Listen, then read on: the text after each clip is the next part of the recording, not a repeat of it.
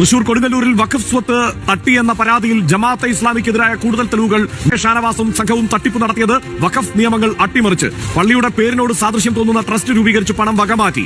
സംഘടനാ നേതാക്കളുടെ സ്വന്തം അക്കൌണ്ടുകളിലേക്കും വഖഫ് പണം എത്തിയതിന്റെ രേഖകളും ന്യൂസ് മലയാളം. കൊടുങ്ങല്ലൂർ വെളുത്തകടവ് ദാറുസലാം ജുമാ മസ്ജിദും വഖഫ് സ്വത്തുക്കളും പള്ളിക്ക് ലഭിച്ച നഷ്ടപരിഹാര തുകയും തട്ടിയെടുത്ത ജമാഅത്തെ ഇസ്ലാമിക്കെതിരായ കൂടുതൽ തെളിവുകൾ. വഖഫ് നിയമങ്ങളെ അട്ടിമറിച്ചാണ് സംഘടനയുടെ നേതാക്കൾ അഴിമതിയും സാമ്പത്തിക തട്ടിപ്പും നടത്തിയത്. നിയമലംഘനവും വിശ്വാസ വഞ്ചനയും പുറത്തായിട്ടും ജമാഅത്തെ ഇസ്ലാമി നേതൃത്വം തെറ്റുതിരുത്താൻ തയ്യാറാകുന്നില്ലെന്നും വിശ്വാസികൾ പറയുന്നു.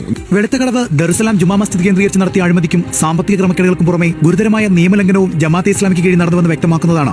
1945-ലെയും 2013-ലെയും നിയമഭേദഗതി പ്രകാരം വഖഫായി ലഭിച്ച സ്വത്തുക്കൾ കൈമാറ്റം ചെയ്യാനോ വിൽപ്പന നടത്താനോ ആവില്ല. ഇത്തരം നടപടി ഉണ്ടായാൽ കുറ്റകരമാണെന്നും സെക്ഷൻസ് 52A ഒന്നാം അനുച്ഛേദ പ്രകാരം വഖഫ് നിയമത്തിൽ പറയുന്നു. എന്നാൽ ഈ നിയമത്തെയും ഇസ്ലാമിക മൂല്യങ്ങളെയും മറികടന്നാണ് വെളുത്തകടവ് പള്ളിയിൽ ജമാഅത്തെ ഇസ്ലാമിയുടെ ഇടപെടൽ. ജമാഅത്തെ തൃശൂർ പ്രസിഡന്റ് KK ഷാനവാസും നേതാക്കളായ റഷീദ് മാസ്റ്ററും അബ്ദുൽ ലത്തീഫും ചേർന്ന് കൃത്യമായ പദ്ധതികളോടെയാണ് അഴിമതിയും സാമ്പത്തിക ക്രമക്കേടുകളും നടത്തിയത്. ഇതിനായി ഇവർ ഗൂഢാലോചന നടത്തി പദ്ധതികൾ ആസൂത്രണം ചെയ്തു. ഇതേ തുടർന്ന് പള്ളിയിലെ ഖത്തീബായിരുന്ന അബ്ദുൽ ലത്തീഫ് പള്ളി പരിപാലന കമ്മിറ്റിയിൽ അംഗമായി. 2020-ൽ കമ്മിറ്റിയുടെ സെക്രട്ടറി മാറിയ ലത്തീഫ് പിന്നീട് കമ്മിറ്റിയെയും മുൻ പ്രസിഡന്റ് MK മക്കാറിനെയും തെറ്റിദ്ധരിപ്പിച്ചു. ജമാഅത്തെ ഇസ്ലാമി പ്രവർത്തകരെ മാത്രം ഉൾപ്പെടുത്തി 2022 നവംബർ 17-ന് പള്ളിയുടെ പേരിനോട് സാദൃശ്യം തോന്നുന്ന ദറുസലാം ചാരിറ്റബിൾ ആൻഡ് റിലീജിയസ് എന്ന പേരിൽ ട്രസ്റ്റ് രൂപീകരിച്ചു. പിന്നീട് ഈ ട്രസ്റ്റിലേക്കാണ് പള്ളി കമ്മിറ്റിക്ക് അവകാശപ്പെട്ട വഖഫ് സ്വത്തുക്കളും പണവും ജമാഅത്തെ നേതാക്കൾ ചേർന്ന് കൈമാറ്റം ചെയ്യുന്നത്. വഖഫ് ചെയ്തിട്ടുള്ള ഭൂമി കൈമാറ്റം ചെയ്യുന്നതോ വേറെ രീതിയിൽ ഉപയോഗിക്കുന്നതോ വഖഫ് നിയമപ്രകാരം തെറ്റാണ്. അത് വോയിഡ് അബിൻഷമാണ്.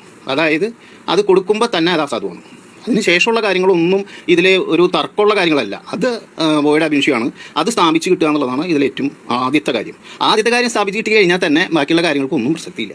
1974-ലും 1976-ലുമായി രജിസ്റ്റർ ചെയ്ത 2 ആധാരങ്ങളായി ലഭിച്ച 25 സെന്റ് വസ്തുവാണ് ദറുസലാം ജുമാ മസ്ജിദിന്റെ പേരിലുള്ളത്. ഈ വസ്തുവിലുള്ള പള്ളിയും മദ്രസയും പള്ളിയുടെ ഉടമകളായ മസ്ജിദ് കമ്മിറ്റിയെ മറികടന്നാണ് ജമാഅത്തെ ഇസ്ലാമി നേതാക്കൾ ചേർന്ന് തങ്ങളുടെ സംഘടനയ്ക്ക് കീഴിലേക്ക് മാറ്റിയത്. 2021-ലാണ് ഇതേ ഭൂമിയിലെ 8.8 സെന്റ് സ്ഥലം ദേശീയപാത വികസനത്തിനായി പള്ളി കമ്മിറ്റി വിട്ടു നൽകുന്നത്. 1995-ൽ പള്ളിക്ക് ലഭിച്ച മറ്റൊരു വഖഫ് ഭൂമിയിലെ 12 സെന്റും സമാനമായ രീതിയിൽ നാഷണൽ ഹൈവേ അതോറിറ്റി ഏറ്റെടുത്തിരുന്നു. 2022 ജനുവരി 1-ന് ഈ 2 വസ്തുക്കളുടെയും നഷ്ടപരിഹാരമായി ലഭിച്ച 2.76 കോടി രൂപ കൈക്കലാക്കിയ ജമാഅത്തെ നേതാക്കൾ അതിൽ നിന്ന് 3 ലക്ഷം രൂപയോളം സ്വന്തം അക്കൗണ്ടുകളിലേക്ക് മാറ്റുകയും ചെയ്തിട്ടുണ്ട്. സാധാരണ ഒരു പൊതുമുതൽ ഉപയോഗപ്പെടുത്തുമ്പോൾ സ്വാഭാവികമായും അതിന് ചില നിയമങ്ങളുണ്ട്. ഈ പ്രദേശത്തുള്ള ആളുകളെ വിളിച്ചു ചേർത്ത് ഇത്രയും ഫണ്ട് നമുക്കിവിടെ പള്ളിയുടെ കിട്ടിയിട്ടുണ്ട്, വഖഫ് മുതലാണല്ലോ ഹൈവേക്ക് കൊടുത്തത്. അപ്പോൾ അത് ഏത് രീതിയിൽ ഉപയോഗപ്പെടുത്തണമെന്നുള്ള ഒരു കൂടിയാലോചന അവർ നടത്താതെ ഏകപക്ഷീയമായി അവർ ചെയ്തു എന്നാണ് മനസ്സിലാക്കാൻ കഴിഞ്ഞത്. ഇതിൽ ദറുസലാം പള്ളിയുടെ സ്വത്തുക്കൾ അപഹരിച്ചതിനൊപ്പം പള്ളിക്ക് നഷ്ടപരിഹാരമായി ലഭിച്ച പണം ഉപയോഗിച്ച പള്ളി കമ്മിറ്റിയെ വീണ്ടും തെറ്റിദ്ധരിപ്പിച്ച ജമാഅത്തെ നേതാക്കൾ ചേർന്ന് എറണാകുളത്ത് മറ്റൊരു കെട്ടിടം കൂടി വാങ്ങി. പ്രതിമാസം 1.5 ലക്ഷം രൂപ വാടക ലഭിക്കുന്ന ഈ കെട്ടിടത്തിൽ നിന്നുള്ള ആദായവും ഇപ്പോൾ ജമാഅത്തെ ഇസ്ലാമിയാണ് കൈകാര്യം ചെയ്തത്. വഞ്ചന തിരിച്ചറിഞ്ഞ മുൻ പള്ളി കമ്മിറ്റി ഭാരവാഹികൾ തട്ടിപ്പ് കണ്ടെത്തിയതോടെയാണ് ജമാഅത്തെ ഇസ്ലാമിയുടെ വൻ സാമ്പത്തിക കൊള്ളയും നിയമലംഘനവും പുറത്തുവരുന്നത്. ഇതോടെയാണ് വഖഫ് സംരക്ഷണ സമിതി രൂപീകരിച്ച വിശ്വാസികളും നാട്ടുകാരും സർവകക്ഷി സമരവും നിയമ നടപടികളും ആരംഭിച്ചത്.